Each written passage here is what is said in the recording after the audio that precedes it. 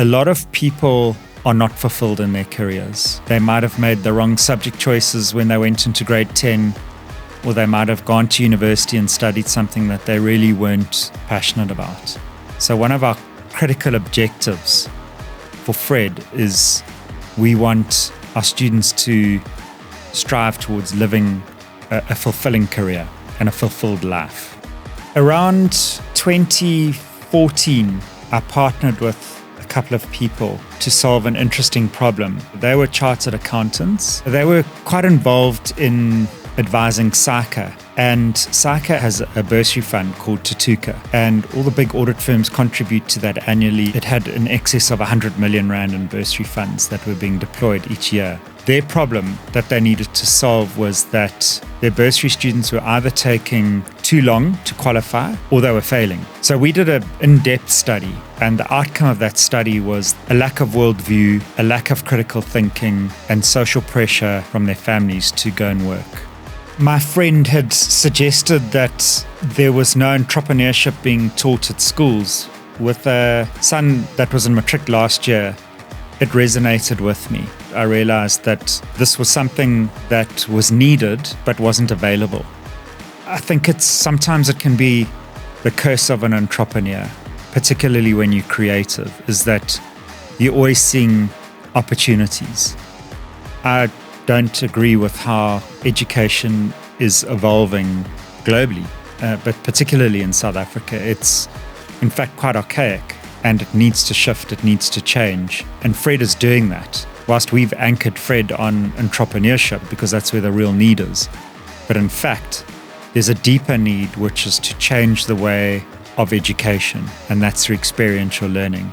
The first meeting I had was at my class. Jerry Knoll had said to me, they know they need a program around entrepreneurship. They're under pressure, both by the parents and the school, to implement a program for entrepreneurship. He just simply didn't know where to go. And what appealed to him as well is that Fred is curated, developed and implemented by entrepreneurs, from entrepreneurs that have experienced their own journey. They know they need it. There's nothing available in the market that aligns with their needs, and Fred just absolutely ticks those boxes. When I started building the concept of Fred, which was late last year, I became so passionate about it and entrenched in what it could become. I haven't stopped thinking about Fred ever since. We had up to 3 months to build the platform, implement it, and make it work. We took a chance, but once again, it goes back to taking a leap of faith and having trust in others. And I built a team around myself very quickly in John Olaf and Paul Stevens. I approached a guy called Ntlantla Kambuli, who I knew was in the education sector.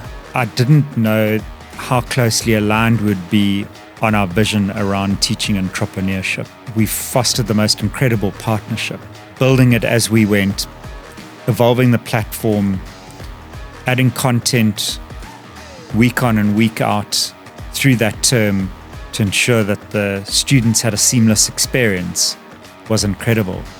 And that's the power of having an incredible team behind you.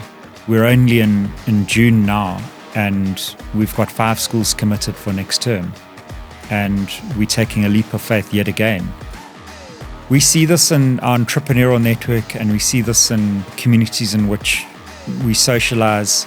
A lot of people are not fulfilled in their careers. They might have made the wrong subject choices when they went into grade 10, or they might have gone to university and studied something that they really weren't passionate about. So one of our critical objectives for Fred is we want our students to strive towards living a fulfilling career and a fulfilled life. Our vision is to positively impact over 1 million students across Africa and the Middle East by 2030. Now, one thing that we really want for them to achieve is to truly understand what interests they have, what they're passionate about, and to find some purpose in life as early on as possible. We've experienced this where the sooner you find purpose, the sooner you'll live a life of fulfillment.